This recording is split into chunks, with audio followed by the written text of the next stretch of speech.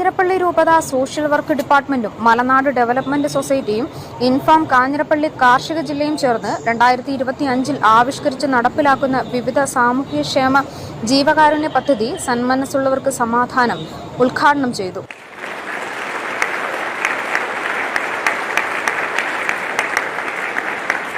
Kodimattam saint Mary's parish ഹാളിൽ നടന്ന ചടങ്ങിൽ കാഞ്ഞിരപ്പള്ളി രൂപത അധ്യക്ഷൻ മാർ ജോസ് പുളിക്കൽ അധ്യക്ഷത വഹിച്ചു. കർഷകർക്ക് ദ്രോഹമാകുന്ന നിയമങ്ങളൊന്നും നിയമസഭയിൽ പാസാക്കരുതെന്ന് മാർ ജോസ് പുളിക്കൽ പിതാവ് ആവശ്യപ്പെട്ടു. ജനപ്രതിനിധികളൊക്കെ ഇവിടെ ഉണ്ടായിരിക്കുന്ന സമയത്ത് പ്രതിപക്ഷ നേതാവും സ്ഥലത്തുണ്ട്. ഒന്ന് രണ്ട് കാര്യങ്ങൾ ഞാനൊന്ന് സൂചിപ്പിക്കാൻ ആഗ്രഹിക്കുന്നു. അത് മറ്റൊന്നുമല്ല. ഒന്ന്, അടുത്ത നാളുകളിൽ നിയമസഭയുടെ ചിന്തകളിൽ വന്നുവെന്ന് ഞാൻ അറിയുന്ന വനവും വകുപ്പുമായി ബന്ധപ്പെട്ട വനനിയമവുമായി ബന്ധപ്പെട്ട ഒരു നിയമ ഭേദഗതി വലിയ അപകടകരമായ രീതിയിൽ അത് നമ്മുടെ കർഷകരെയും നമ്മുടെ മലയോര മേഖലയിൽ വസിക്കുന്നവരെയും ബാധിക്കുന്ന ഒരു വിഷയമായിട്ട് മാറുമെന്നത് ഒരു വലിയ ആശങ്കയാണ്. അത്തരം നിയമ ഭേദഗതിയിലൂടെ വനം വകുപ്പിന് അന്യായമായി ജനങ്ങളുടെ ഇടയിലേക്ക് കയറി വരാനും സാധ്യത തെളിയുന്നതായിട്ട് ഞാൻ നിരീക്ഷിക്കുന്നു. തീർച്ചയായിട്ടും അതിനെക്കുറിച്ച് ഗൗരവമായിട്ട് ചിന്തിക്കണം. അത്തരത്തിലുള്ള ജനദ്രോഹപരമായ കർഷകദ്രോഹപരമായ ഒരു നിയമ ഭേദഗതി ഉണ്ടാകാനായിട്ട് നിയമസഭ അനുവദിക്കരുതെന്ന് ആദരണീയനായ പ്രതിപക്ഷ നേതാവിൻ്റെയും അതുപോലെ തന്നെ ഭരണകക്ഷി MLA-മാരുടെയും നേതൃത്വത്തിൽ ഞങ്ങൾ ആദരവോടുകൂടി ആവശ്യപ്പെടുകയാണ്. ഒപ്പം മറ്റൊന്നുള്ളത്, തമിഴ്നാട് ആവശ്യപ്പെടുന്നെന്ന് പറയുന്നതായി കേൾക്കുന്നു നദീതല സംയോജന പദ്ധതി. കേരളം ഇതുവരെ സമ്മതം മൂളിയിട്ടില്ല, മൂളാതിരിക്കട്ടെ എന്നാണ് ആഗ്രഹം. അത്തരത്തിലുള്ള ഒരു പദ്ധതി രൂപപ്പെട്ടു വന്നു കഴിഞ്ഞാൽ സ്വാഭാവികമായിട്ടും പലപ്പോഴും പരാജയങ്ങൾ ഏറ്റുവാങ്ങുന്ന കേരളം വീണ്ടും പരാജയങ്ങൾ ഏറ്റുവാങ്ങുമെന്നുള്ളൊരു സംശയമൊന്നുമില്ല. അത് നിർബന്ധമായിട്ടും വലിയൊരു അപകടത്തിലേക്ക് നമ്മുടെ വനമേഖലകൾ വെള്ളത്തിലകപ്പെട്ടു പോകാനുള്ള സാധ്യത, കേരളത്തിൽ തന്നെ കൂടുതൽ അണക്കെട്ടുകൾ ഉണ്ടാകാനുള്ള സാധ്യത, അതുമൂലം വലിയൊരു ജലനഷ്ടം നമ്മുടെ നാടിന് നമ്മുടെ സംസ്ഥാനത്തിന് ഉണ്ടാകാൻ ഇടയുണ്ട് എന്നുള്ള ഒരു നിരീക്ഷണവും ഞാൻ കാണുന്നുണ്ട്. പ്രതിപക്ഷ നേതാവ് VD സതീശൻ സമ്മേളനം ഉദ്ഘാടനം ചെയ്തു. കാർഷിക താൽപര്യങ്ങൾക്ക് വിരുദ്ധമായ ഒരു നിയമവും പാസ്സാക്കുകയില്ലെന്നും VD സതീശൻ പറഞ്ഞു. ഇന്ന് കാർഷിക മേഖലയിൽ പ്രവർത്തിക്കുന്നവർ, പ്രത്യേകിച്ച് ഈ പശ്ചിമഘട്ട മലനിരകളോട് ചേർന്ന് പ്രവർത്തിക്കുന്ന കർഷകരുടെ ജീവിതം മുഴുവൻ സങ്കടങ്ങളാണ്. ഇന്ന് കാർഷിക ഉൽപ്പന്നങ്ങളുടെ വിലയിടിവ്, അതുപോലെ കീടനാശിനിയുടെ വിലവർധനവ്, വളത്തിൻ്റെ വിലവർധനവ്, മനുഷ്യനും മൃഗങ്ങളും തമ്മിലുള്ള സംഘർഷങ്ങൾ, വനാതിർത്തികളിൽ ഉണ്ടാകുന്ന പ്രശ്നങ്ങൾ, ഒരു ഇൻസെക്യൂരിറ്റി, ഒരു അരക്ഷിത ബോധം കർഷകരുടെ മനസ്സിലുണ്ടാകുന്നു. അത് നമുക്ക് മാറ്റിയെടുത്തേ മതിയാവും. എല്ലാവരും ഒരുമിച്ച് നിന്നുകൊണ്ട് പറയാം. ഞാൻ ഒരു കാര്യം പറയാൻ ആഗ്രഹിക്കുന്നു.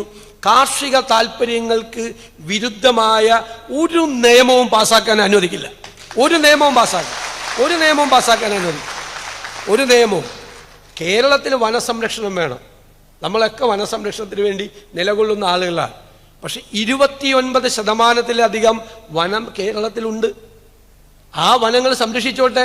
അതിൻ്റെ വ്യാപ്തി വർദ്ധിപ്പിക്കാൻ എന്നതിൻ്റെ പേരിൽ നടത്തുന്ന നോട്ടിഫിക്കേഷനുകൾ, ഇതിവിടെ മാത്രമല്ല, ഇടുക്കിയിലുണ്ട്, വയനാട്ടിലുണ്ട്, പത്തനംതിട്ടയിലുണ്ട്, കോട്ടയത്തുണ്ട്, പല സ്ഥലങ്ങളിലും നടത്തുന്ന വനവിസ്തൃതി വർദ്ധിപ്പിക്കാൻ വേണ്ടിയിട്ടുള്ള, അതായത് തലതിരിഞ്ഞ ചില ഉദ്യോഗസ്ഥന്മാർ കൊടുക്കുന്ന നിർദ്ദേശങ്ങൾ നടപ്പിലാക്കുകയല്ല ഭരണാധികാരികളുടെ ചുമതലകൾ.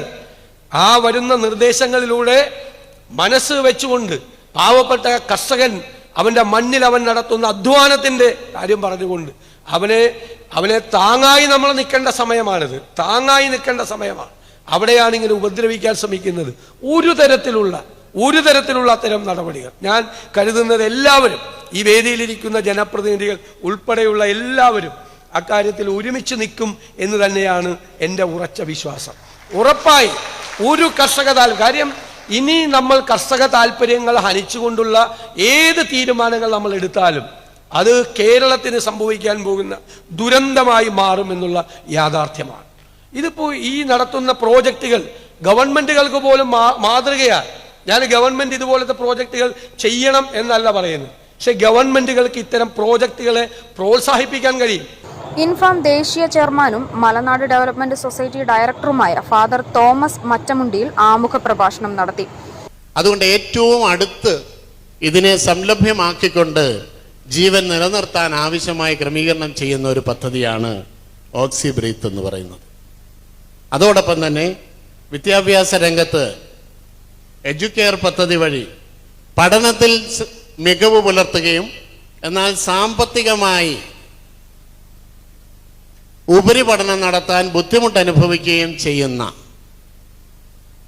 കുട്ടികൾ, കർഷകരുടെ മക്കൾ, അവർ നഴ്സിങ്ങിനും മറ്റ് പ്രൊഫഷണൽ കോഴ്സുകൾക്കും ചേരാൻ സാമ്പത്തിക ബുദ്ധിമുട്ടുണ്ടാകുമ്പോൾ അവരെ സംരക്ഷിക്കുവാൻ വേണ്ടി പ്രതീക്ഷ എന്ന വിദ്യാഭ്യാസ പരിപാടി, അതിലൂടെ ഇപ്പം 200ഓളം കുട്ടികളെ നമുക്ക് പ്രതിവർഷം സപ്പോർട്ട് ചെയ്യാൻ പറ്റുന്നുണ്ട്.